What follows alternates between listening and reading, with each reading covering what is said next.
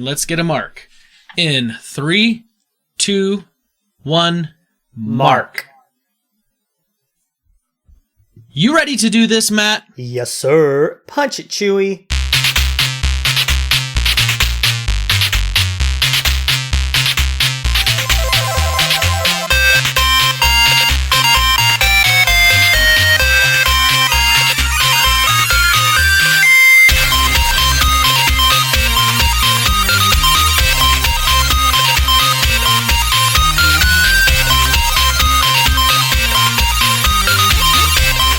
Welcome, super friends, to the Fortress of Nerditude podcast, a safe place to talk about all things in nerd and pop culture.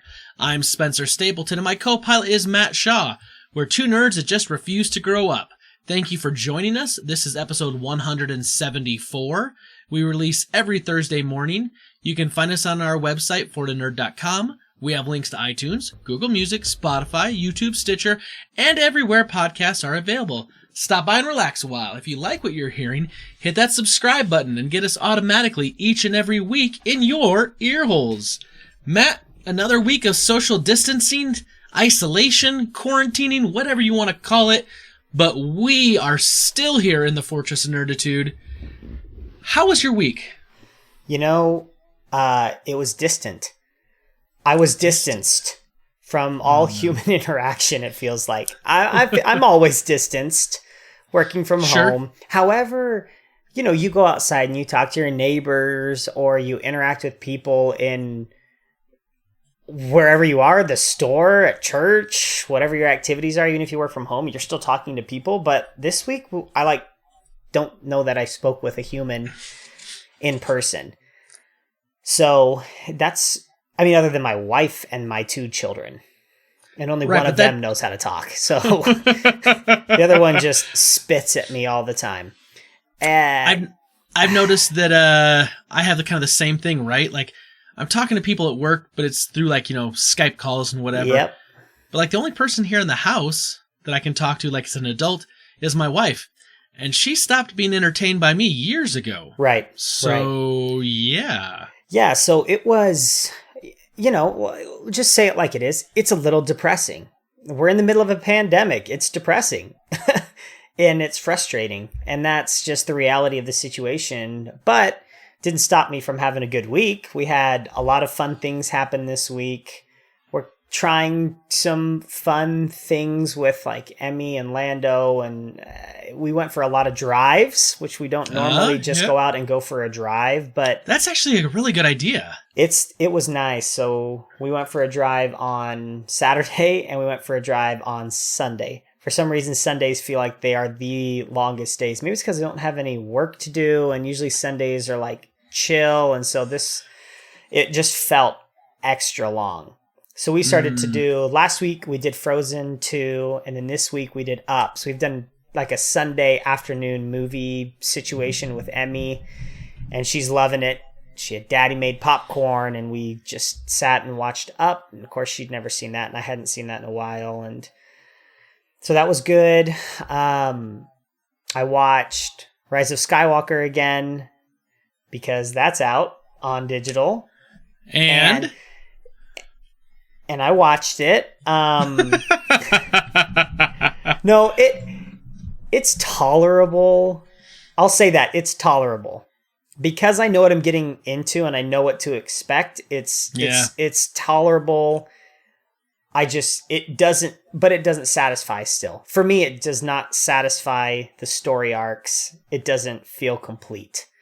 But I haven't watched a documentary yet, so maybe that will help me? It won't. I doubt it. Yeah, it won't. No, I doubt it. It won't.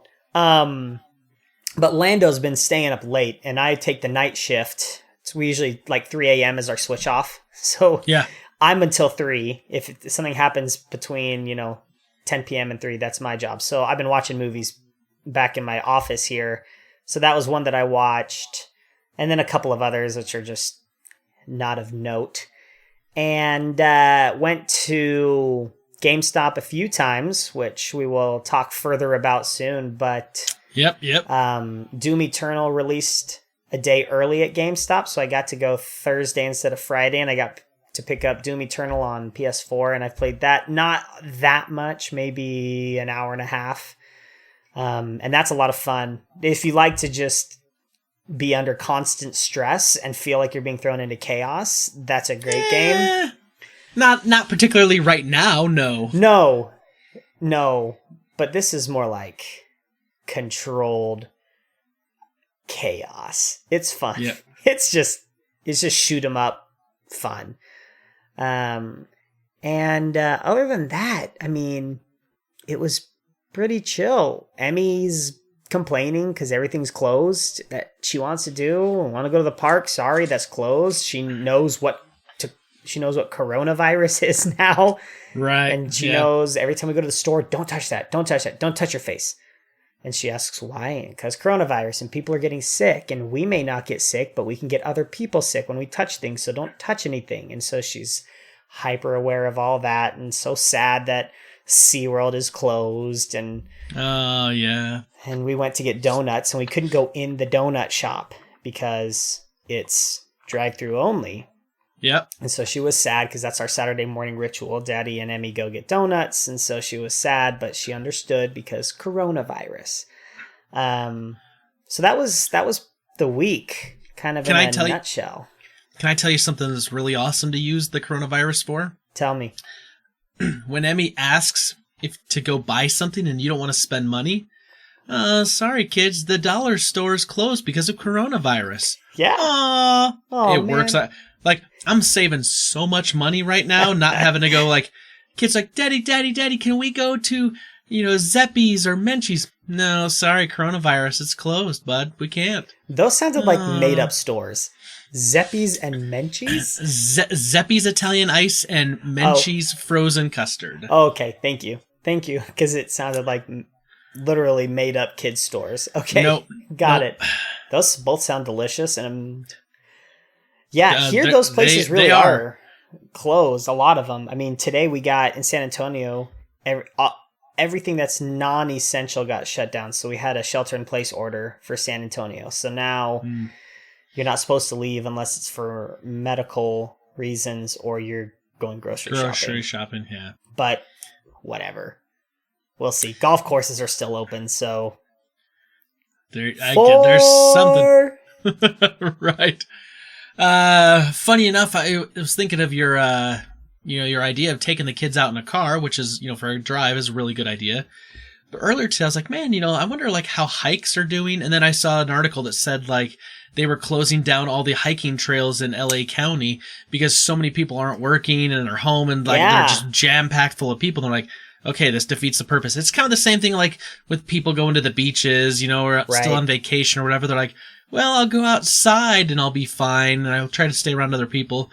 But then a couple 100,000 people all think the exact same thing and you all show up to the same place. Yep. And boom, you got a crowded place. But anyway, I'm kind of, I'm working from home, so I'm avoiding contact with people as the best I possibly can. However, I had to do a few errands and stuff over the last week and weekend. But I've been seeing this new trend. Okay, so TikTok is this app, right? It's been out there for a while, right? And people will do these crazy little, dance routines or little, short music videos, and then other people will kind of mimic that and try to learn all the TikTok dances or whatever. And it's fun, and it's kind of cool to see, people being creative and doing these things when they're home and trying to, find ways to occupy their time.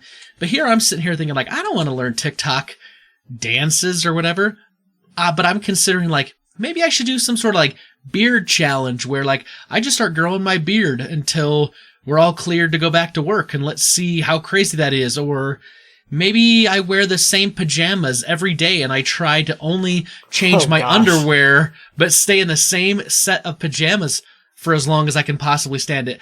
I don't know what I'm going to do, but I feel like I've got to do something weird or wacky. I don't think Brita wants either of those two things to happen. No, I'm sure she doesn't. However... It's not her life. That's right, Matt. It's not. Yeah. I don't know. I don't even know if I'm going to do any of the above. I tried doing the whole no shaving thing, and I got about 5 days, and I was like, man, I just look bad and I feel bad, and then I had a shave and then a fresh shower. I mean, I'd been showering, but like I got a fresh shave and a shower, and I was like, I feel so much better. Right. So I don't know. I don't know what I'm going to do, but this last week I did have to get out and have to brave the elements because my new Pixel 4 XL, my phone, started behaving weird. It started doing this thing, actually when we were in Hawaii, where I like reset my phone for some reason, and after the reset, the battery only showed 50%. And it'd been charging all night, but it would only show 50%. And then I reset it a few times, reset it a few more times, and then finally it went back and showed like, oh, like it's 98% charged or whatever. And then something else happened, and then it did the thing again where like it got locked in at like 82% and it just would not change. And like I was on it for hours and it would not change. And so I start looking up, and a lot of people said, oh, it could be the battery connection. Squeeze in this one little place on the back, and you can see what happens. And I squeezed, and all of a sudden it kind of went back to display normally. So eventually I called up Google, went through the little, support session, and they sent me to a place, and the place fixed it and repaired it by replacing the battery. Got my phone back, and now it's working again perfectly. Everything's working. So they think it was maybe like a bad cell in the battery, which I kind of thought was weird. But I mean, I get it, and I understand the technology, and I understand how that can happen. Right. But like this phone, I got brand new like the end of October. So it's like, man, to have a battery go bad. But I'm going to tell you, I was on the old Reddit. I wasn't the only one. Yeah. I've seen a number of other people have the same problem. So anyway, it got fixed, but I had to go out and drop my phone off, and I had to do the whole thing and do factory resets and then set it back up when I got it back. And that takes a little bit of a while. Takes a little bit of a while. I mean, it took a few minutes. Yeah. So I did that. We're home. I'm working from home. Brita's working from home. The kids are still able to go to daycare. They haven't closed daycare yet. However, only like 10 or 12, maybe 15 kids are showing up. Usually there's like 50 or 60 kids at daycare. So it's really, really low numbers there. And as long as they're staying open, we're still sending our kids there. Yeah. And they wash their hands and they do all the things and whatnot. But the problem is in Utah that they did this thing where they said, we're shutting down all the schools. Well, we're doing what they called a soft close for 2 weeks. And then we have our spring break week. So the teachers were going to basically like, here's online resources to do stuff and drive by the school and pick up packets and we'll give you some work to do. Right. And so we've all kind of now become homeschoolers. As one of my good buddies put it, says, I'm the superintendent, I'm the principal, I'm the teacher, I'm also the janitor. Yeah. And I thought that was pretty funny. But so we're trying to like teach the kids and like work on kids. So like now we're starting to pull them home early from daycare. So we're trying to make sure we get the brunt of our work done during the day as most we can, and then bring the kids home like an extra hour or two early to start running through schoolwork and this and that. Yeah. And then of course today the governor says, so we're going to extend this soft closure to May 1st. Mm-hmm. So now we've got like another 5 weeks of this to go on. And granted, my boys are in first grade and kindergarten, but it's like, at this point, it's like, man, it's tough because I want to take a more active role while I can and help them out. But at the same time, like I have to work and I have other responsibilities and things I have to do. And so my heart goes out to a lot of working parents out there that are trying to figure this whole thing out and, how to make sure that you're doing your part in raising your child and helping with the education and the schooling. Yeah. While at the same time trying to handle your responsibilities to make sure you're still collecting a paycheck and doing what you can to help provide for your family. Right. So, all that's going on. But last thing I'm going to end on here because I don't want to get like down and we're trying to keep this positive. Tonight, I went out over the weekend, did some grocery shopping, picked up some stuff, some supplies, got to Costco, got some meat. Oh, good for you. And tonight, I'm putting 2 big briskets on the Traeger. I'm going to start them around midnight my time, so hopefully they should be done around maybe middle, late afternoon tomorrow. One's for Brita and the boys and myself, and the other one's for my mom and her husband, because they're not going out and doing a lot of shopping, and they said, if you get one, could you cook it for us? So I'm going to cook it for them, smoke it up for them and whatnot. Nice. So tonight I'm putting some brisket on, and it will be glorious, and I'm going to have smoked brisket like all week long. It sounds glorious. I want smoked brisket all week long. Me too. And you're going to get it. I could too. I could just drive to Rudy's, but I don't want to do that. Right. Well, if it's open, right? You never even know. I guess that's trpe, but they have a takeout thing. They'll be open. Yeah, you're fine then. It's Texas, man. Ain't nobody shutting down. They don't care what the governor says. Oh, so scared of the governor. That's what they're saying. Come and get Texas forever. Yeah. Come and take it, baby. All right, Matt. Let's roll right into a corona-free Rebel Intelligence.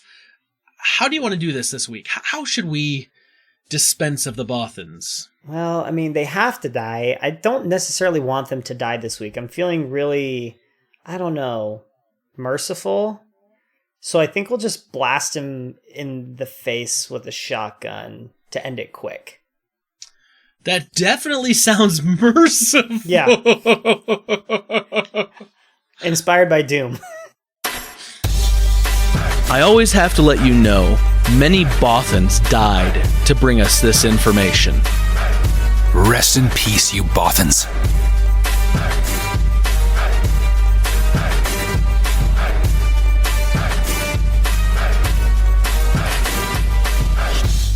All right, Matt. We have the corpses of many faceless Bothans strewn about our feet. Good. What do you have for me this week?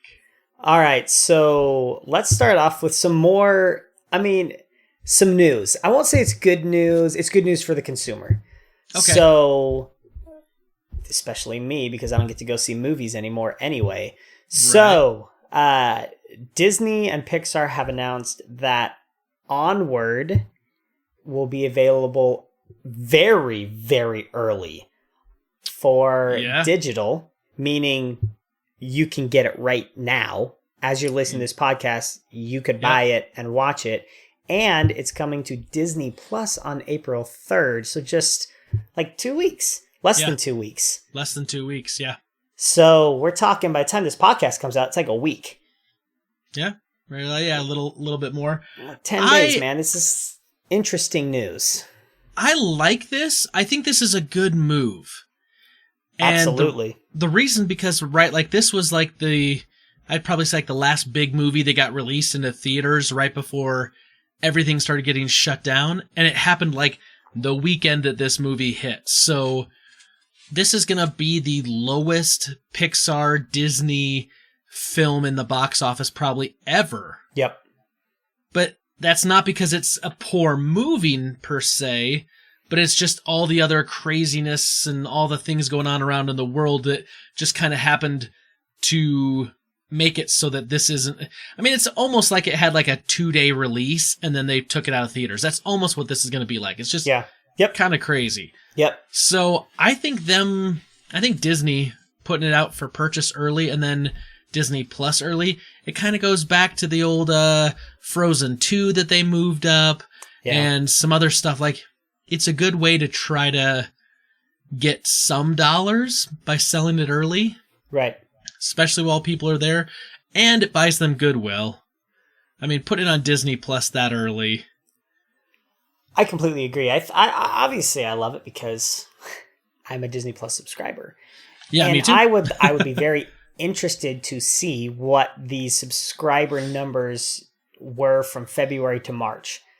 It has to be a relatively dramatic spike in subscribers for all streaming platforms, but maybe in particular Disney Plus, with all these kids staying home and the parents who didn't already have it, Frozen 2 is on there. Oh my gosh, now Onward is going to be on there. I would think that there's probably a relatively decent increase, and maybe that's what inspired them to put Onward out early, is they saw the numbers for Frozen 2 potentially and the excitement that was around people being able to watch that and how many streams it got, and they thought, let's do it.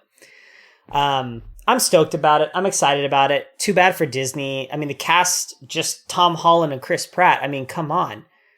I'm super excited to see this because I haven't seen it.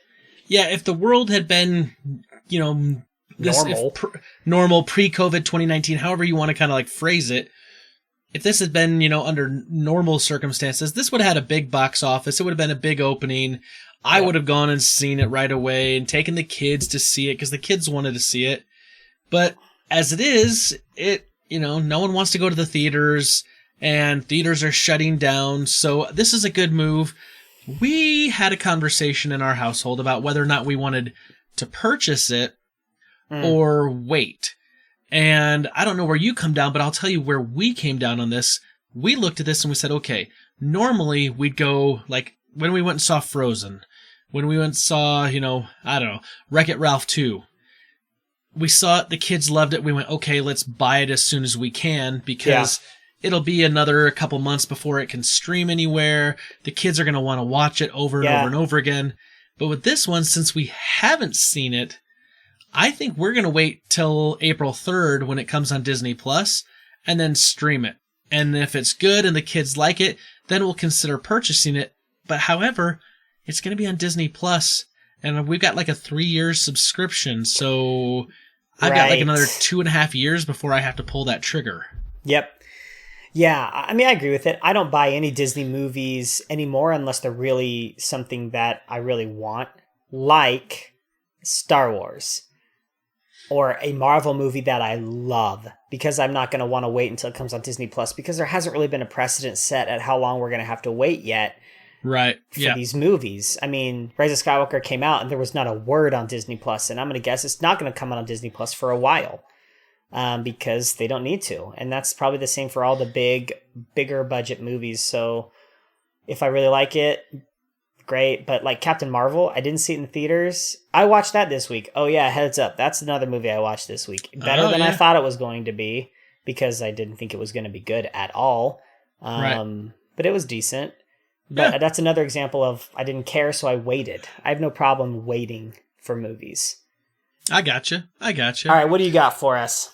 So I want to talk about something that's positive. There's lots of celebrities. They're doing lots of really cool things right now. Like I just even saw like Steve Martin playing a banjo in the middle of the woods somewhere completely isolated just for positivity, and I thought that was great. Yeah. But what I'm going to talk about I think is extremely cool. So, if you remember a little movie that came out, just a few years ago called Spider-Man Into the Spider-Verse. I do. This movie is an amazing movie. I loved the movie.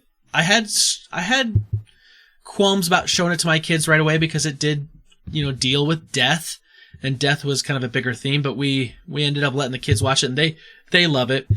Well, the star of the movie, Jake Johnson, who plays Peter B. Parker, he wanted to kind of help kids who are struggling with kind of the social anxiety of the social distancing and the quarantining. And so he put out a thing on his Instagram where he said, look, a lot of parents have reached out, said they're watching Spider-Man Into the Spider-Verse, and it's helping calm their kids down. It's giving them something. He said, so parents, email me, send me your contact info, and I'm going to send your children a voicemail, and I'll try to get to as many as I can while we're doing this. Yeah. And the email, if you want to try, I have submitted an email. Nice. I will see what happens.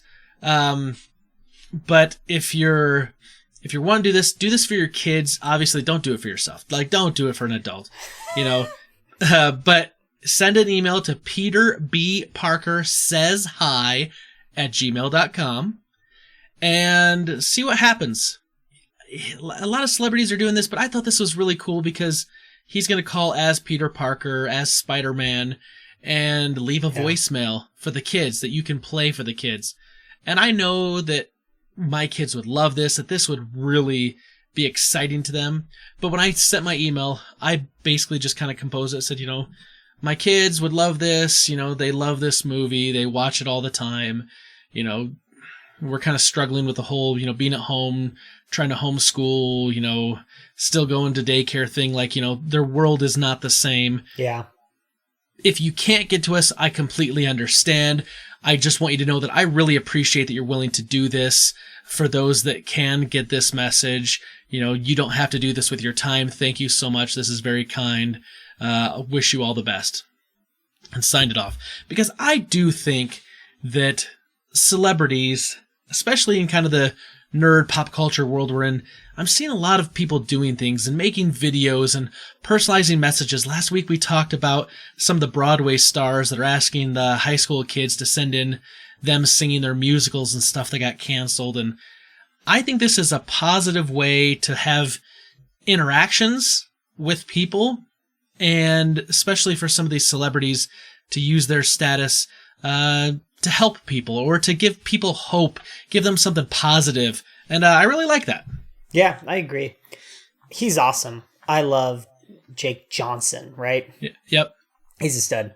He's in, I talk about this show relatively often, New Girl. He is shockingly funny and talented and just so great. But yeah, there are celebrities that are doing good things. There are celebrities that are doing dumb things. And sometimes I get annoyed with celebrities in times like this. It's like, struggling so much with social debt. I'm like, yeah, you and your $55 million mansion, you guys can go jump off a cliff at this point. My brother-in-law just lost his job. I'm so sorry. Anyway, but that's the cynical, frustrated part of me that comes out. Then you hear a story like this, you're like, okay, this is somebody doing something good. Right. And meaningful and not complaining about what's happening, but doing good things. Also, If you're not watching the Jimmy Fallon Does the Tonight Show at Home YouTube things that are like 10 to 20 minutes long, you got to watch them. It's hilarious. It's beautiful. I just became aware of them today. I'm going to try to spend some time and watch some of them. Everybody, if you want positivity and relatability, I mean, Jimmy Fallon's the ultimate, to me, relatable guy. And like, it's just he and his wife on like a phone camera, and his kids just continue to interrupt. It's great. It's what we can all relate to, especially those of us that are dads that have kids that just constantly are jumping on you. Anyway, it's awesome. So I've got some news. So GameStop, which I frequented. Look, here's the thing with GameStop. I show up every 2 years. And I dump a bunch of crap on their table and say, just give me money. I know it's not much. Just give me money. And then I'll pre-order a game from you that I want. So that's what I did. I just dumped a bunch of crap on their table and said, take this. I want to pre-order 2 copies of Animal Crossing, one for me, one for my wife, and Doom Eternal. Anyway, and so I showed up at their place a few times this week because those games all came out. They had labeled themselves as essential business. Uh-huh. So as these orders to stay at home and shelter in place came out in California in particular, they're like, we're staying open because we're essential business. And conveniently, on March 21st, they said, okay, maybe we're not essential business and we will now shut down. And I say conveniently, and I am being cynical again here, and this is smart for GameStop. March 20th was a massive date for video games. Yes, it was. Animal Crossing New Horizons coming out and Doom Eternal coming out. Perhaps, from what I've seen, the biggest video game date through the first half of the year with those two games. Only because some of the other big hitters got pushed back. Exactly. Yeah. And so with everything getting delayed and uncertainty of gaming in the future, where development is on some of these projects, this was a no-brainer. What do you think? They're going to shut down 2 days before these games come out? Of course they were going to think essential business. But anyway, so they're shut down now. So if you want to go to GameStop, you can't go inside. They have this weird, they'll drop it at your doorstep thing going on so they can keep people employed at their local shops, which I guess is cool. So I got an email from Best Buy that's kind of similar to this because I have a pre-order of Final Fantasy VII Remake, which comes out April 10th. And they basically said Best Buy is basically shutting down also kind of the same sort of thing. Right. But they said that if you have pre-orders or if you go online and order stuff, basically what they'll do is they'll set it up as a pickup delivery. You drive up, you'll message them that you're there, then you will pop open your trunk. They will walk up, they will put it in your suit. They will put it in your trunk. They will walk away, and then you got to get back out and close your trunk. Oh my gosh. And then you can go, and I went, okay, wait a minute. I drive a truck. I don't have a trunk. I have an open bed. What a world, man. What a world. B, it's like, I'm honestly, like, I get it, right? GameStop is doing this, Best Buy is doing this, but I'm honestly considering canceling my physical copy and just ordering digital because I get everything in that deluxe edition except the steel book, which was the only kind of thing that I really wanted. Like, I actually would prefer to have the game digital. That would work out, I think, better for me with my 2 PS4 setup. Right. But I kind of want that steel book to put up on my shelf, and I don't want to have to try to find it years later and buy it off of someone for some crazy price when it would just come along with the deluxe edition now. Yeah. So I have a feeling that I will figure out whatever this crazy drop it off in your bed of your truck policy is going to be. And then a couple years later, I'll probably just buy the digital only copy and then use that. So. Oh my goodness. Wow. Silliness, but I get it, right? You know, flatten the curve, slow the spread. And, you know, you gotta, look, government says you gotta do it. You gotta figure out a way to stay in business and be safe, and I get all that. So. All right. I'm going to give you some news that is not businessy coronavirus. How do we work around the system? So, hold on a second. Beep, beep, beep, beep, beep, beep, beep, beep, beep, beep, beep, beep, beep, beep. Major breaking news. Oh my gosh. Rosario Dawson has been reported by now 3 different reputable sites, Slash Film, The Hollywood Reporter, and Variety, as being cast for The Mandalorian Season 2. And the character she is going to play is none other than Ahsoka Tano. If you have watched The Clone Wars, you know who Ahsoka Tano is. She showed up in Star Wars Rebels here and there. Mm-hmm. And then we haven't seen anything from her. Now, of course, Disney Plus has brought back Clone Wars, so we're seeing more of that. However, the timeline, the last time we see her in Rebels is kind of the last time in the chronological timeline. Right. But now we're talking about seeing an animated character of Ahsoka Tano being portrayed in a live-action Star Wars franchise, right? The show The Mandalorian. And this takes place 5 years after Return of the Jedi. So, obviously, Lucasfilm is not going to comment on rumors or speculations. They're not going to clarify because they want this to be a thing, right? Right. But if this is the case, this confirms that Ahsoka Tano lived through all the events of the original trilogy, that she is still alive 5 years after Return of the Jedi. Yep. It also does something else for us. So far, the only person in The Mandalorian we ever see that kind of knows some about the outside world, other than our Mandalorian, right, and these bounty hunters, is Moff Gideon. Moff Gideon knows more because he was high up in the Imperial ranks. Mm-hmm. But if Ahsoka Tano now drops in, she knows everything about the Jedi. She knows everything about the Purge. She knows, like, a gazillion cool things, has history in the galaxy. I think, Matt, this is a great character to bring back, to tie further into some of the Star Wars stuff, even if it's only very limited, even if it's a small part, because either two things. One, it could grow to be a bigger part and open up the world more. Or two, it's an opportunity to test it out and then to spin off an Ahsoka Tano series, which Star Wars fans would love to death. Yeah, so that is the other rumor that I read, is that yes, she'll be in The Mandalorian, but she's actually going to have her own series. So that was on IGN, which is relatively reputable. Yep.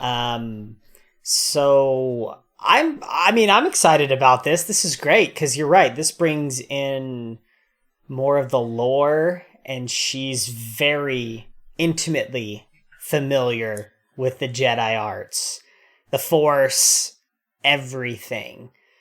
Well, she may have seen more than anybody ever in the history of Star Wars. Well, the cool thing is, too, is that Ahsoka Tano was co-created by Dave Filoni, right, who is also heavily involved with this production of The Mandalorian. And he also did Rebels. So, like, I gotta say, like, there's George Lucas, who started all of this. Yep. But if there's one guy as far as lore and storytelling in the whole, like, Lucasfilm, sphere, Dave Filoni, man, he is...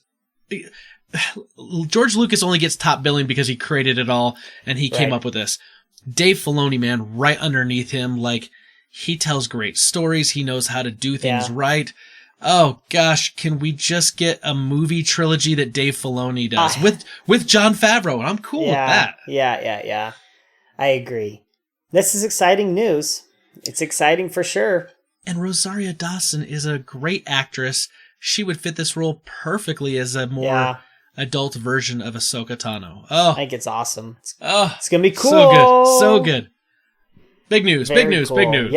Yes. Also, big and exciting news coming in at you fast.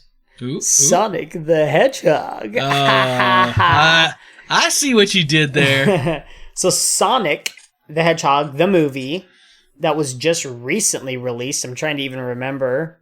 February 14th. It was Valentine's Day. I remember now. Yeah. Is getting a digital release on March 31st. And they just announced this. So we're talking by the end of the month. And here we are on the 22nd or something right now. And this came out a day or two or three ago. And all of a sudden, here we go. It's going to be on digital. What I think is interesting and funny is that they're keeping the physical release date as May 19th. Okay. So my guess is you're not going to be able to rent this movie on iTunes or Vudu or Amazon Prime or however it is that you choose to rent movies. You have to purchase. You're going to have to buy it if you want to watch it. So there's a little caveat there. So if you haven't seen it, like me and other people, I guess. Sure. You're like, as much of a Sonic fan as I am, do I want to risk it and buy this movie if I don't know if I like it? I mean, I like Jim Carrey, so it's good. It's not worth buying early. Watch it first. I'd wait. Yeah, so I will probably wait. However, I think it's great, cool. Give us something else to watch during this freaking depressing coronavirus apocalypse. That's all I got. Speaking of watching things, I've got a cool thing for you. This is not new. Okay, this is not new. However, it's making news again. It's coming back up. People are reporting on this because of this trying time that we're living on. Yes. This is called Netflix Party. No, this is not like Netflix and chill with multiple people. This is Netflix Party. So, if you have the Chrome browser on your computer, which if you don't, go get it. What are you doing with your life? Yeah, it's the best browser out there, people. Seriously. But get the Chrome browser. There's an extension you can install called Netflix Party. And what it does is it allows you to invite other friends to basically join a viewing session of something on Netflix. So let's say, Matt, you and I did this, and our wives did this, and we're all on different computers. I could set this up, this Netflix Party. I could send out invites. You guys could all join. And then I could start the watching party, and we could watch, stream, whatever we want on Netflix. So pick a thing, and we start watching it together. Well, there's a chat window on the right side of the address bar. And so you could be watching, Parks and Rec. We could be watching Parks and Rec, and we could start typing. And so we could have little side conversations like you would if you were sitting in a room watching it with friends. You could laugh, you could, joke around. The cool thing it also about this is the person that organizes it can, pause it so people can, go to the bathroom, go run and grab popcorn, whatever. You can also give those permissions out to everyone in the party. So if we're all watching it together, you don't have to message me and say like, hey, can you pause it? Someone's at the front door. You can just pause it and say BRB and go run and grab the front door and then come back and you say, hey, sorry, front door. It was the neighbors selling magazines or whatever. And boom, click play and we're off watching again. I think this is a really cool idea, and the fact that you can do this, because we're all struggling with this idea of being separated, not being able to talk to people, and coming together and like watching a movie. Like when you'd go to a party when you're in high school and like someone had turned a movie on, you hadn't seen it before, everyone sits down and starts like watching it, but people would talk and you kind of talk about, oh, I really like this movie because of this and da-da-da-da-da, and have kind of like these little side conversations. The movie wasn't the primary thing you were doing. It was really a vessel just to kind of hang out and share an experience and time together. This lets you do that. Yeah, I mean, it sounds cool. I don't know. Are people doing this? Here's the deal. They are.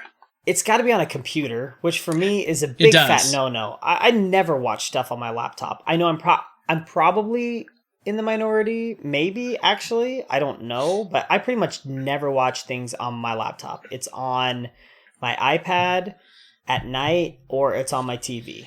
But if you have the Chrome browser on your iPad, you can watch That's it on true. your iPad. If I had the Chrome browser on my iPad, I could do that. I don't see myself ever using this, though. I don't know. Typing stuff out, too, seems cumbersome. If it was like, if I'm going to do that, I love the idea of being able to watch something at the same time instead of trying to like sync it so you're watching it literally at the same time. Right. Yep. This way it allows you to start it literally. You're watching the same thing. I love all of that. That's really cool. I just would be like, well, let's just do like a Google chat. And then, I mean, you maybe get some reverb or something, or not reverb, but you'd hear the echoing of the audio, but I don't know. There's been other services that have done this. The former co-host, Stu, when he was on here, he talked about some service, and I can't remember the name now. I want to say it was called like Rabbit or something. I'm totally wrong. But it was something where he was able to watch stuff with like family and friends that he wasn't, physically in the same location as. And it's kind of a cool thing because even if you weren't texting, right? Like you could open up a Skype audio chat and just like talk without having to watch, without the audio or something. Like you could do it some other ways. I just think it's cool that something that's been around for a while is being picked up and used again more prevalently because of the situation we find ourselves in. Yeah. And I think it would be kind of fun to do something like that, to organize, I don't know, some sort of Fortress of Nerditude, like comedy greatest, hits or something, and say like, we're going to have a night where we're going to pick our favorite episode of, Community, The Office, Parks and Rec, and just like load it up and then just boom and just watch it together and watch it with whoever else wants to join or something. I think something like that would be a lot of fun. Yeah, that makes more sense to me in a situation like that than like with my sister who lives in Utah. I don't know. Right. That makes sense. I wouldn't be like, hey, Matt, I want to watch this new documentary. You want to join me? Like, But if it's like saying like, hey, let's get the whole family together and we're all gonna watch a movie or something streaming or whatever, that I like. I think it's a cool idea. Yep. Very cool. That was the last one I had. Did you have anything else? Nothing. And no surprises this week. No surprises? No. Actually, I have a surprise. Oh, yummy. Not fun, but basically the EU, if you live in Europe and you're listening to this podcast, I want to say I'm sorry because I know you are stuck at home like a lot of us are, but apparently the EU's asking Disney Plus and Netflix and a bunch of other streaming services to start throttling speeds and the ability to stream stuff so we don't break the internet, so to speak, so that people can telework. That sucks. And I get that, but I'm sorry. I'd be so mad. Because my wife, she's working from home, but I know that she's also streaming stuff while she's working. Yep.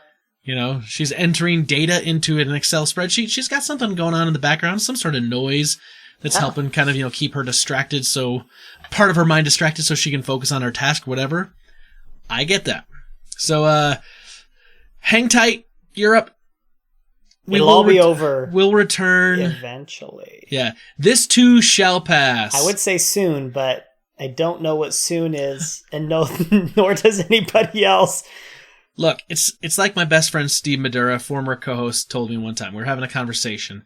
I was talking about one of my boys that was having a hard time penis pants. And he's like, look, it sucks right now.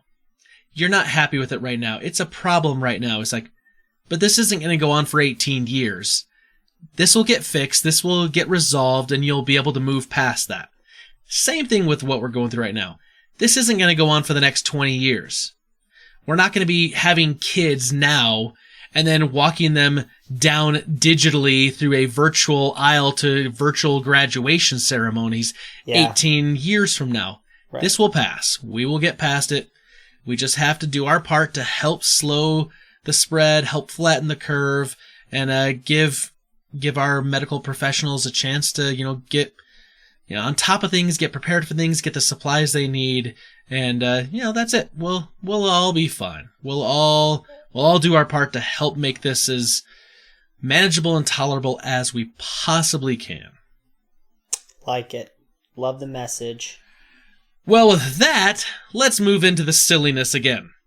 So, last week we asked the Super Friends, what are you streaming? You're stuck at home. Mm-hmm. What are you into right now? What is going on? And we've got a few responses that we'll go and read. So, let's start over on the email, like we always do, fordanerd@gmail.com. We got 2 emails this week, Matt. What? We will start first with Peter Christensen. Okay. Peter doesn't have like necessarily a place of honor, but Peter always emails us. So I'm just going to always read his first until like we start getting crazy amounts of email. Then I may have to toss it in a hopper. And we may have to, you know, spin that bingo wheel and pull a number 072 and figure out whichever one that corresponds to. It'll probably be Peter, but who knows? So, Peter Christensen says, Dear Nerds, I realized that I didn't know what a Bothan looked like. Turns out they're kind of a goat, dog, man creatures. Weird. They are not what I used to think they were when I was a kid. I always thought they looked like the Bith. Oh. Which are kind of like, you know, kind of like creamy fur, kind of matted down. They kind of have more of like a, kind of like a cat look a little bit about them. The Bith do. I mean, not entirely, but kind of. The fur reminds me of that. No, Bothans are like these. I was going to say, it's like a Mog. I'm a half man, half dog. I'm my own best friend. Good Spaceballs reference there. Yes. Okay. Peter goes on to say, last Saturday I didn't feel like going to the movies, but I had a feeling theaters would close soon. We saw Onward that morning and the next day. The next day, the theaters announced they were closing for a few weeks. First Regal, then AMC. I'm glad we caught it, and I feel so bad for the people that worked for years on that movie, and others, to get its theatrical release slashed to ribbons. At least movies like the F9, that's Fast Furious 9, Mulan, James Bond, etc., that were pulled have a chance for a proper release later this year or next. But Onward will never be back in theaters and will probably be the least successful movie in Pixar's history. Peter, what are you? It's like you wrote this a little while ago. And I'm telling you. Come on, man. He says, Spencer, congrats on buying a stock that's temporarily depressed. Although the economy will be devastated for the next few months, nothing about that is changing Disney's position at the top of the entertainment food chain. They're set up for decades, so if you have the cash, now's a great time to buy any company you have long-term faith in. And I do agree with that, and I would recommend it to people. I am A, first of all, not an attorney. B, not a stock expert, because obviously I just bought some of my first stocks ever. But if you have money, and there are companies that you use that are proven track records that have long histories, and their stocks are down right now and depressed because everything is, it's a good time to put money into the stock market and, get yourself into a better position with those stocks down the road. So, just saying. That's not official advice, but it's, good advice. I couldn't think of anything to say. Couldn't have said it better myself. Well, there you go. Since I kind of zoned out through your long list of recommendations, I have a stable of blessed shows that add up to years of TV I could watch over and over again. Any Fortress member could probably name my shows from memory. New to this quarantine period, my wife had started watching Madam Secretary, where Tia Leone plays the Secretary of State and handles international emergencies with furrowed, concerned eyebrows. We're on season 2 of 6, and it's a good watch. It's similar in feel to Blue Bloods, a police drama with 3 generations of New York police. Thanks mostly to Matt, New Girl is on the list for next time we start a new show. Cheers, Peter good. Christensen. I'm glad. New Girl is great. I've yet to watch it. My wife watches it, and she loves it. All right, the next one. We have an email from Brita Stapleton. Uh-oh. Who A, happens to be my wife, and B, is also a co-host when we do our movie clubs. She says, hello to my favorite nerds. She's talking about you, Matt. Oh, thank you. I just want to drop a quick answer to the question of the week. So my social distance streaming started with Leah Remini's Scientology and the Aftermath. I like to watch this while working at home. It's just too quiet not being in my office. It is crazy and interesting, but gets a little emotionally heavy, so I have to mix in some lighter fare with this one. Spence and I have also been watching a lot of The West Wing. That is a great show we can and have watched many times over. So great. Then, like good Americans, we threw in a little trash TV just for good measure and binged the entire first season of the new Netflix show Love is Blind. It's a reality dating show on Netflix. We did it in about 2 days. It's awful and awesome at the same time. If you need a show where you yell at the TV and judge everyone on it, this is my new fave. Drama. Huh. Matt, that's going to be right up your alley. You love to watch those kind of dating shows and judge people. It's been in the top 10 Netflix thing. Every time I log in and I'm like, it looks like it's going to be dumb. Or like shockingly inappropriate to where I'm going to be uncomfortable with it. But apparently not. Language. There's language. That's it. But there's definitely some language. Anyway. Well, seriously though. Love is Blind. Oh, Love is Blind. It's a social experiment. I didn't talk about it because I knew Bria had written in. But they put together all these, like, first of all, Love is Blind, but the couples they put on, like, not but ugly. The people they put on there, they're not ugly people. They're not average looking people. They're not below average people. All these people are extremely attractive people. Extremely attractive. Let me put that out there. Of course. And then they put them into these situations where they're in these pods and they talk to people. It's basically like speed dating, but you don't get to see the person. Yeah. And then they end up making this emotional connection. But the premise of the show is they all say they're looking for love and that they're looking to get married, that they want to settle down. So the thing is, if they have a connection with someone and they start feeling the emotions of love, they have to propose to a person sight unseen, and then 4 weeks later they're going to have a wedding. And then the show sends them off to Mexico to have kind of like this like vacation. Then they bring them back to Atlanta, and these couples move in together. And that's when they get back their cell phones and they start having the social media, and they can start talking to their family. And so then they start meeting the other couples, family members and friends. Interesting. And also they're still trying to plan a wedding.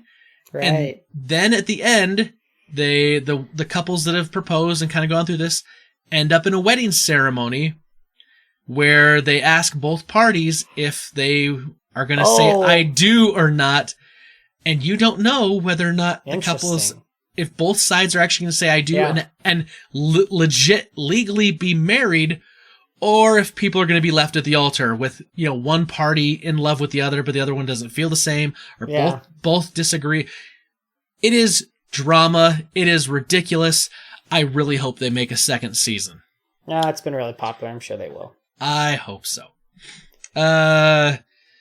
Anyway, she says, stay safe, nerds, practice social distancing. So that was Brita. Always glad for Brita to show up here. Okay. So that was email. We don't have anything over on... No, we do. Sorry, I totally forgot. We do have one over on Facebook. I've just got to pull it up, though, real fast, because I couldn't remember. We don't have anything on Twitter this week, Matt. Well... Which surprised me, because usually Twitter's where we get most of our responses. Yep. Facebook. I'm excited. And I got it out in time, so that's not on me this week. It was last week. Yeah, I don't know. People maybe aren't looking at social media as much. This week, on Facebook, Josh Stapleton, my brother, says, my wife and son are binging old Survivor seasons. They're watching Pearl Islands, I'm working from home, and binging Microsoft Outlook. Blah.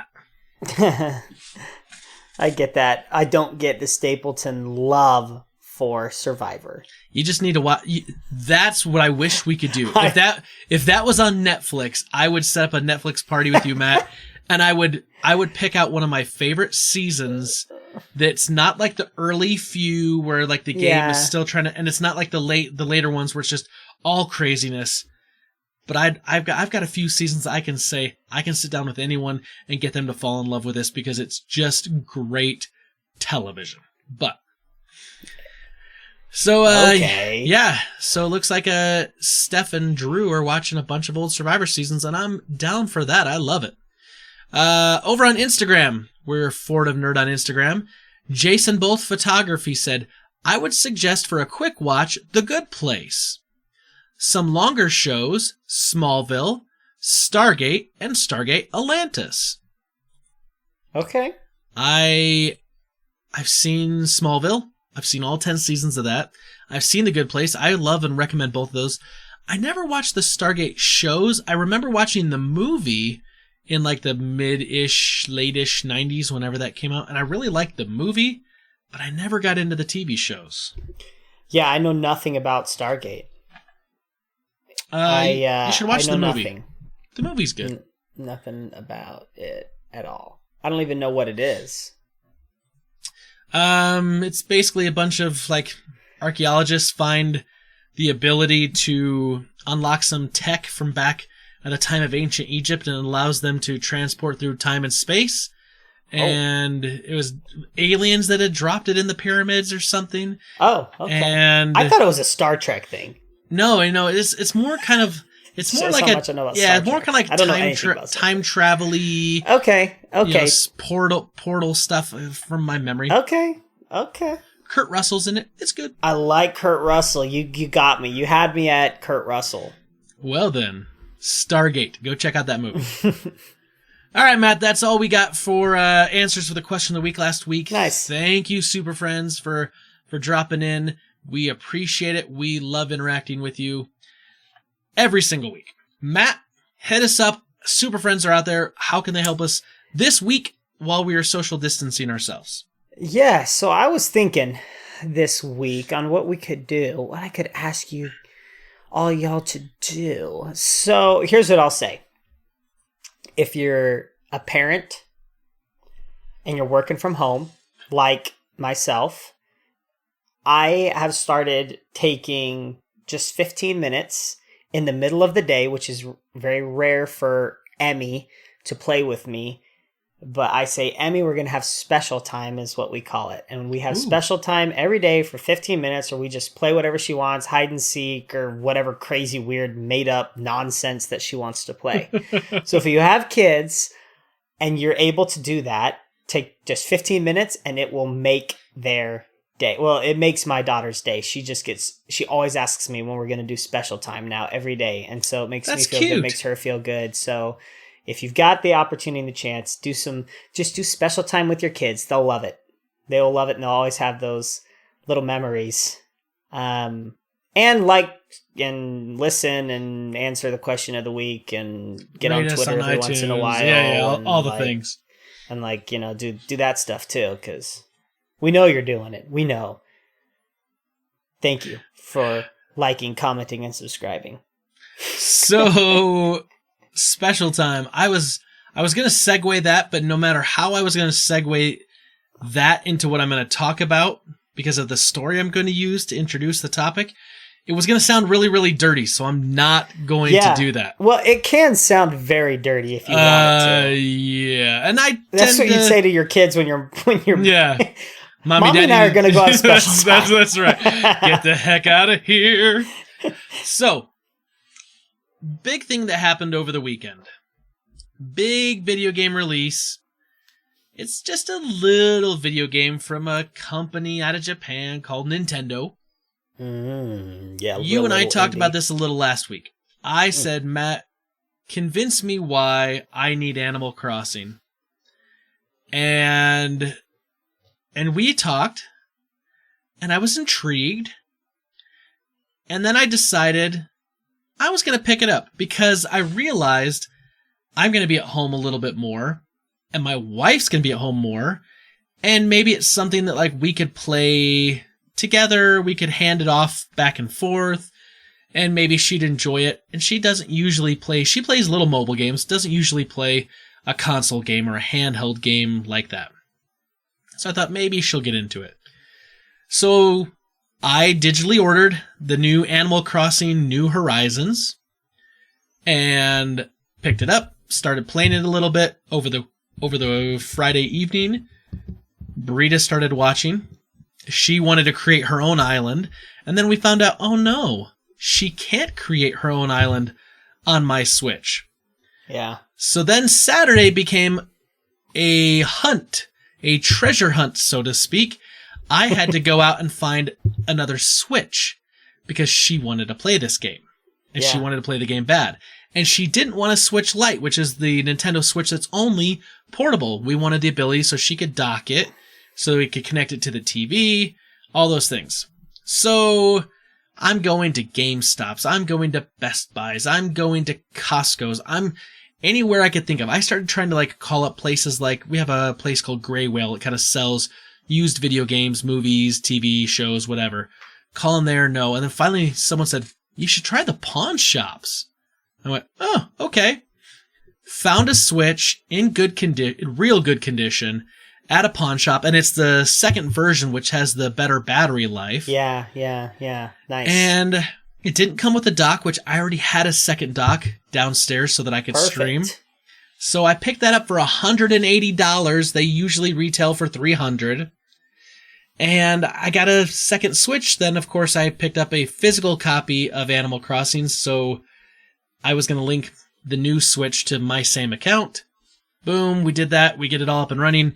Now we both got Animal Crossing. And so, I've started playing this game. Brita started playing this game. But I'm a noob. I'm an uninitiated. I bought the original game back in like 2001, 2002, whenever it hit the GameCube. I think I played it for maybe an hour. I don't remember much of it. I remember putting it down pretty fast, giving it away, selling it, something like that. So, give me a primer, and the other super friends, what this game is, and why this game is a good game if you're stuck at home for, let's say, the next, couple weeks, couple months, half a year, who knows. And then I'll ask questions along the way. Yeah, so I have a history with this game. Unlike you, who doesn't remember a thing about it from 2001 when it came out, I remember so much about it because I played. When you say history, you make it sound like it's an ex-lover. Well, it is. And I'll tell you why. Because we've been scorned and we yet have love anew with New Horizons. So anyway, the original Animal Crossing came out in 2001 on the GameCube, and I loved it. I mean, I played the crap out of it. And I will tell you why I think I played it so much. And this is going to sound sad. Because I'd grown up in Texas, and there is a dark year in my life where we lived in California. We moved to California, and I was like 13. Did the sun not come out that year? It felt like it. Okay. Like, for reals. Like, I've been to see therapists, and they always take me back to that year. It was the worst year of my life. It was awful. I hated it. I hated California, and I still hate California because of that year. Wow.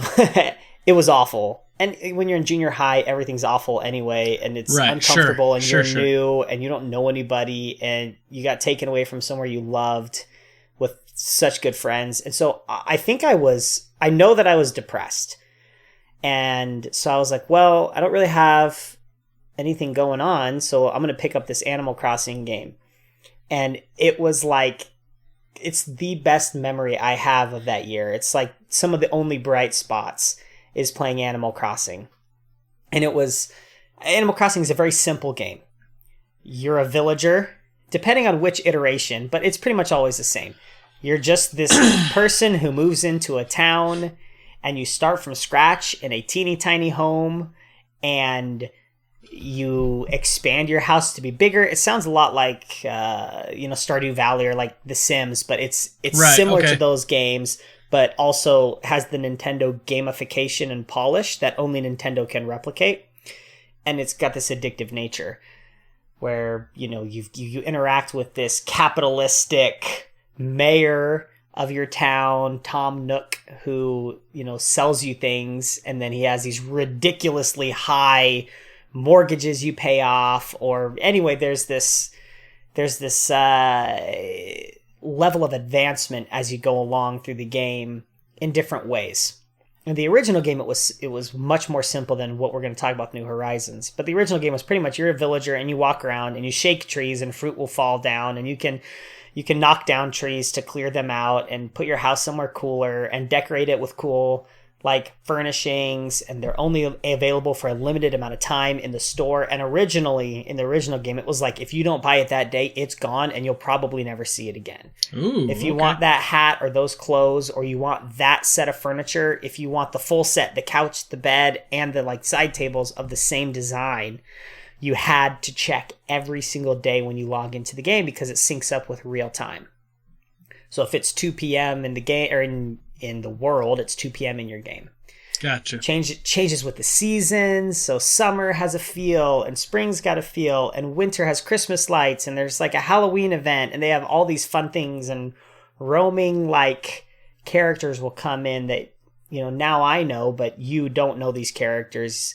But I've known Tom Nook for what feels like my whole life. Right, and okay. Little Timmy and Tommy and Isabel will eventually show up in the town this time, but there's these characters that show up and they have different roles.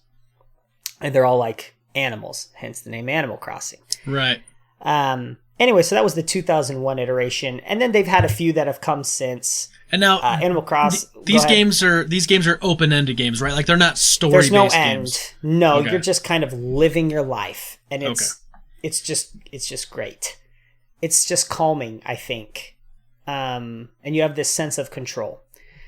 Came out with Wild World in 2005, which was for the Nintendo DS, so that was a hard pass for me. I wasn't into, handheld gaming at the time anymore in 2005.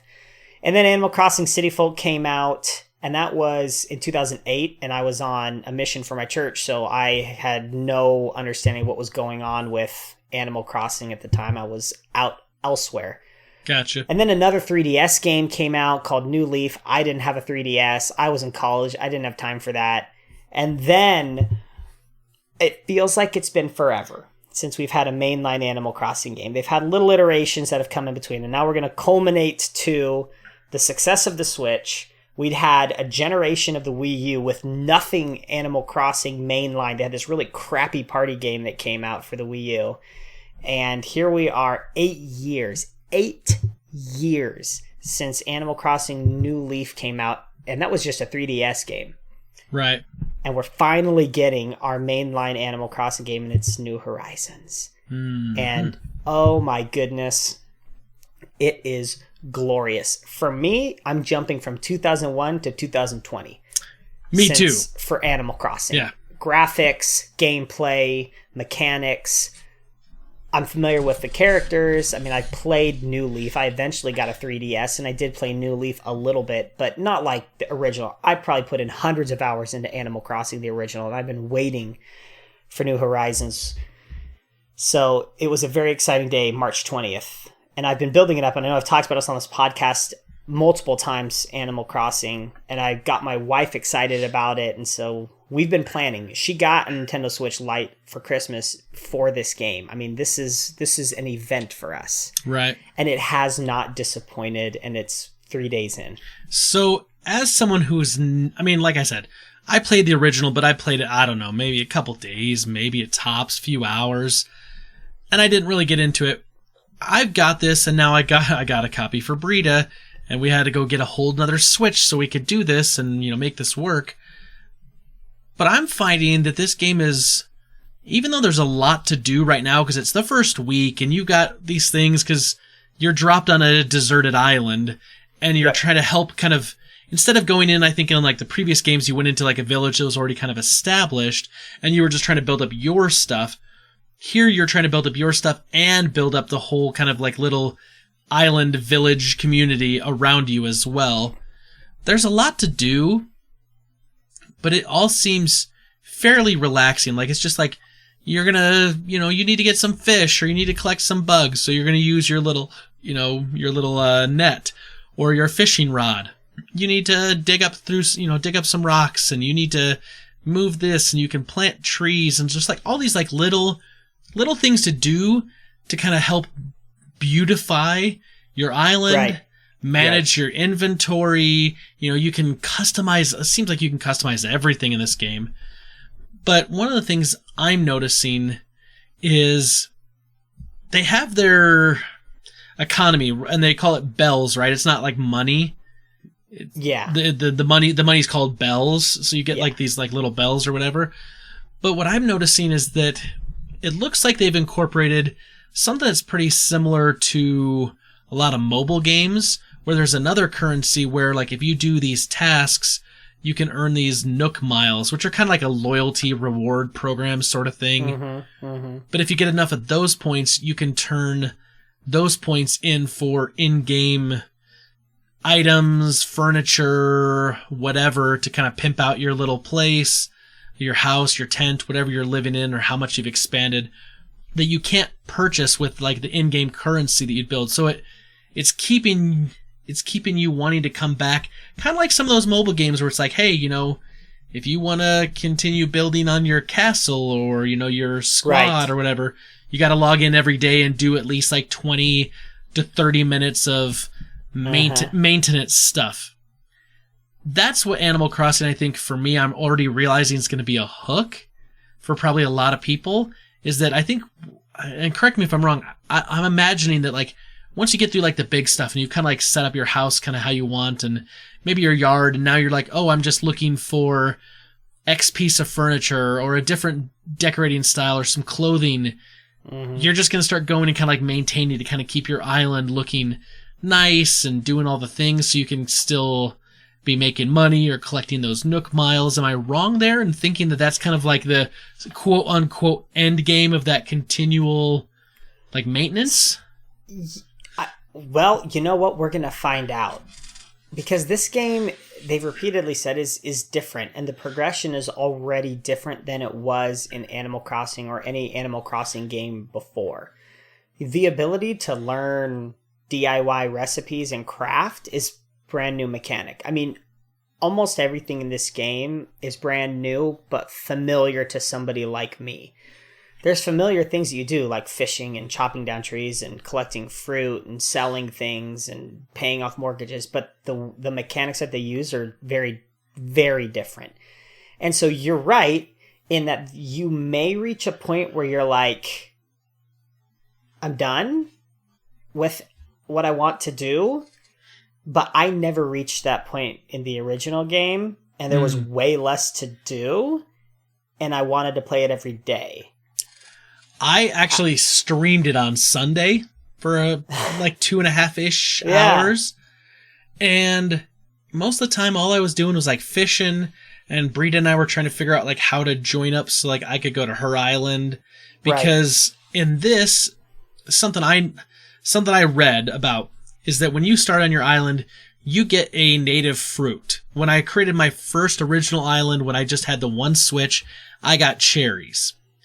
And when I got the second Switch, Brita and I wanted to make sure we didn't have the same fruit, because we heard you could visit each other's islands, and non-native fruit sells for like 5 times the amount. So she got an island that had oranges, and then I got an island that had oranges.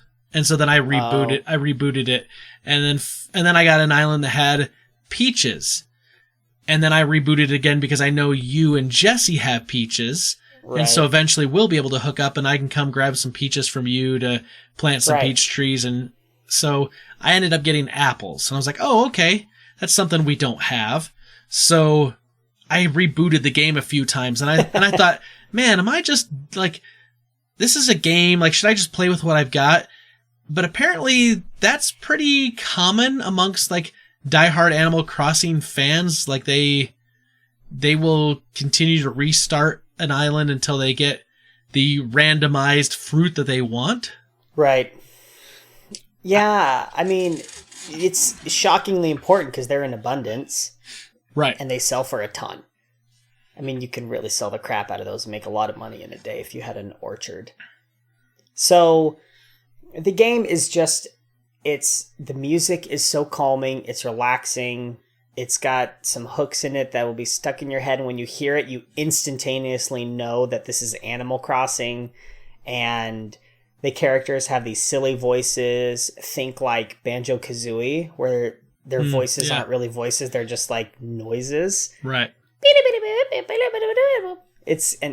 There's something just so fun and playful and relaxing and calm. And I don't know. It's just, this game will always be special to me. I mean, this new one is fun because I'm watching Jessie experience it for the first time and having all these questions, and I'm like way ahead of her. Like, I've got all sorts of things that she does not have, and she's mad. And I'm like, Jessie, I have been dreaming of this game for like 2 decades. Okay. And you got prior experience, so I bet you kind of know what to do. I know exactly who these characters are. I know who Blathers is. I know that he's going to build a museum. I know exactly what he looks like. I know all these characters. I know who's going to roll into town and who's selling carpets. Blathers, that owl can talk. Oh my gosh. It's like Owl from Pooh. Like, just don't get him started. Right. Like, grief. I did find that, like, the A button that you use to, like, interact with people and start conversations, mashing on that doesn't make the dialogue go any faster. But if you hit the B button, the dialogue scrolls through a lot faster. And as soon as I figured that out, especially with Blathers, I was like, oh, thank heavens. Yes. Because, no, I don't want to hear more about what I'm giving you right now. Right. I don't need to know more about the Stegosaurus tail. Thank you. I keep saying, yes, I want to hear more, and then jamming on the B button, just in case, like, there's some sort of, like, Nook Miles for, like, listen to, like, Blathers talk for 100 hours or something like that. Yeah. So, you're understanding the hook, and you're starting to see the, I don't know, just the joy that comes with the Animal Crossing, and you think you've experienced it, and then the seasons will change. And then, like, for us, Easter is coming up, and there's in-game events for Easter where new characters will show up temporarily. Yeah, okay. And if you don't get the Easter collection, it'll all go away until next Easter. So I want to ask you about some of that stuff, because I saw when you went through it, said, hey, we're going to sync up date and time. So it actually, so like, when you play at night, it's dark on your island. When you play during the day, it's daytime during your island. But I noticed that, like, the seasons are, not the seasons, weather's different, though. Like, it was raining on... they don't take in your forecast. Right. It was raining on Brita's island. It wasn't on mine. Right. But I have heard, though, that they changed with the seasons. So, like, during the winter months, you have snow. Yep, you can make snowmen. Like, some of the trees will have Christmas lights in them. The shops will all look different. They'll have snow on the outside and Christmas lights and a Christmas tree, and you can get a Christmas tree and decorate. And and that was in the original game. We're talking, this is Animal Crossing. So with New Horizons, I don't know what these seasons are going to do, but even within seasons, they have events. So I think it's smart, though, that they started in the spring, because you're going to see everything, growing and flowers and whatnot. But as we advance into the summer, I'm assuming it's going to look different. I'm assuming we get into the fall, it's going to start, leaves are going to start so cool. Turning colors. Everything turns brown and orange, and you'll get, you get seasonal bugs. Everything, they thought of it. Yeah, so I did notice I was doing some fishing the other day, and I noticed that when I pulled up a fish, I could go and look at the stats, and it says hey, this fish is only active during these months of the year, and it's spring and fall. I was oh, so it's going to be one of those things where if you're trying to complete a collection of, I don't know, bugs or fish or whatever, you need to make sure you get all the ones that are in the spring this spring. Otherwise, you may have to wait till the fall or the next spring comes around, potentially. Yep. And this game keeps you coming back every day. It gives me anxiety when I haven't played my Animal Crossing yet because I don't know what's at the shop today. And I don't know, I haven't dug up the fossils. And those are super valuable in building your collection. Or I haven't dug up whatever it is or popped the balloon with the gift. There's so many things that can happen in that game and you never know. Today it was a birthday for one of my villagers. Oh. So I went to his birthday party and I gave him a gift. And I'm sure when it's my birthday, they'll throw me a party and I'll get gifts from them. And I went to my mailbox today and my brother, who visited my island a few days ago, sent me a package. And it was a medicine bag because I got stung by wasps last time he saw me. And so it was it's just really fun interaction with family and friends. Last night, your wife came to Jesse's Island. And I was I want to go. So I hopped on a plane and I went to Jesse's Island. So the three of us were kind of running around Jesse's Island, and I had more tools than them, so I could go up on the ledges. Right, yeah. And Jesse was don't touch my fruit. Don't pick my weeds. It was fun. Breed and I had to put an agreement in place that if I come to her island, I can fish, because fishing's fair game. Yep. I can collect bugs, that's fair game. But I'm not picking up any of her, rocks, or I'm not going to dig under rocks, or, take fruit from her trees or anything. Yep. Because those are resources she needs. But we did come up to an agreement hey, I want to plant 10 orange trees, so I'll drop 10 apples for you, so you can plant 10 apples, so you can start a little bit of an orchard, so you can make that. Now, when I started looking at this, I see this game as being two things. First of all, after coming home from Hawaii, I look at this and I'm this is just kind of a chill island little adventure. I could just relax. I could just sit or stand on the beach and I could just fish for hours. Yep. Or I can turn this game into a money-making machine and be collecting bells like crazy, because eventually it looks like you can get to a point where you can make a money tree that gives bells, and you can figure out how to get fruit from other people and kind of share, so you can create your own orchards and non-native fruit. So for instance, I've got apples, Brita has oranges. I got a bunch of oranges that I'm going to be growing now. When I sell oranges, they sell for 5 times the normal amount on my island, whereas apples sell for the normal price. Yeah. So it could be a chill game, or it could be a game if you're an enterprising person. You could just absolutely use it to make money. If you're a capitalist, this is your game, and your idol should be Tom Nook. The dude is out to make money, and he makes it, man. He makes bank, and he makes you do all the work. It's hilarious. And he's always done that in every game, in every iteration. There's always jokes about Tom Nook being this heartless capitalist, and it's just fun, and he's a little raccoon. Yeah. All these, everything in this game is cute. That's the best way to describe it. The animals are cute, their voices are cute, the music is cute. It's just such a cool little game. Yeah, I gotta admit, I'm digging the music, especially when you fly to another island. It has this little 1970s vibe to it. Yeah. And with the little guitar riff at the end, and I'm just oh man, I can see how this game is designed to be a time suck, to get you to just dump a bunch of time into this game. But at the same time, they've gone to such great lengths to make it cute and engaging and entertaining, so that even though you're sinking a bunch of time into it, you maybe don't feel like you are, or you just don't care because you're just enjoying everything around you. Nothing stands out to me as being grossly broken or wrong with the game that would be that would make you want to leave the game or stop playing the game or put it down. Yep. The only one thing that I wish it did is I wish I could control the camera better, because you really only have 3 camera positions you can use, kind of straight on, kind of from like a 45-degree angle, and almost a 90-degree top down. Not quite.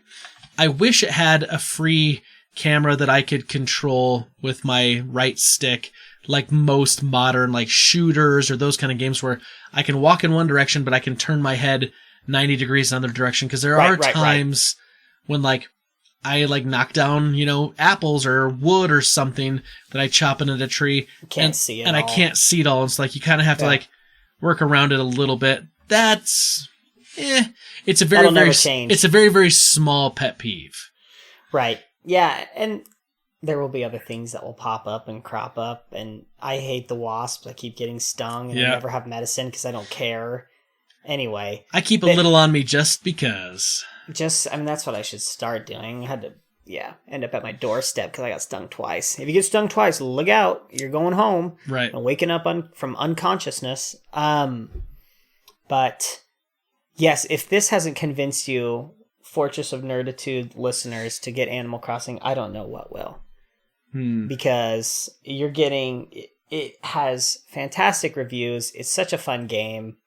And I know that, I'd like to say that the Switches are all sold out because of Animal Crossing, but obviously that's not the only factor right now. There are people who are just home and they've got nothing to do, and this is their chance to get the Switch. And I say good for Nintendo. I mean, this is obviously a devastating event for the world, but I'll tell you, Animal Crossing has brightened up the last few days. Yeah, There's for something sure. fun to do, something that my wife and I can do together, and Brita got involved, and that was fun, and I'm sure all of us will get involved soon, and we'll all go and screw around and show each other all the cool stuff we did and things we designed in the custom editor, and there's just so much happiness in this game. You can't play this game and not feel good and comforted.